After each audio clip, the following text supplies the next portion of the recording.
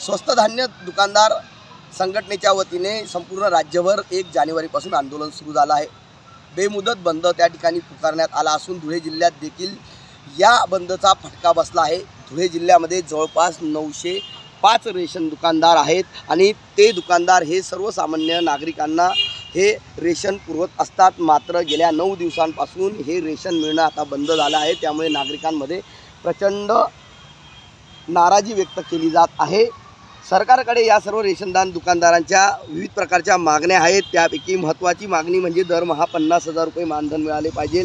E posh मशीनला 5G प्रणाली देण्यात यावी। प्रति क्विंटल धान्यामागे 2 किलो घट ग्राह्य धरण्यात यावी। कमिशन प्रति क्विंटल 450 रुपये देण्यात यावे।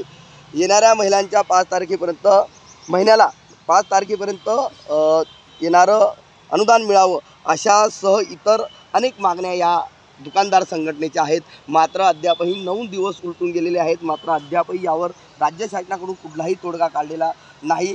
दिल्ली येथे हे सर्व संघटनाचे चालक आणि दुकानदार हे आंदोलन देखील करणार आहेत। मात्र अद्यापही राज्याने कुठलेही आदेश काढले नाही, त्यांच्या मागण्या पूर्ण केल्या नाहीत। त्यामुळे धुळे जिल्ह्यातील जे काही रेशन दुकानाहून जे धान्य घेतात या नागरिकांचे मात्र हाल होत आहेत। त्यांना अद्यापही 9 तारीख उलटली तरी देखील धान्य मिळू शकलेले नाही। त्यामुळे राज्य शासनाने यावर तोडगा काढावा अशी मागणी आता नागरिक देखील करू लागले आहेत। मनीष वासुळे, TV9 मराठी, धुळे।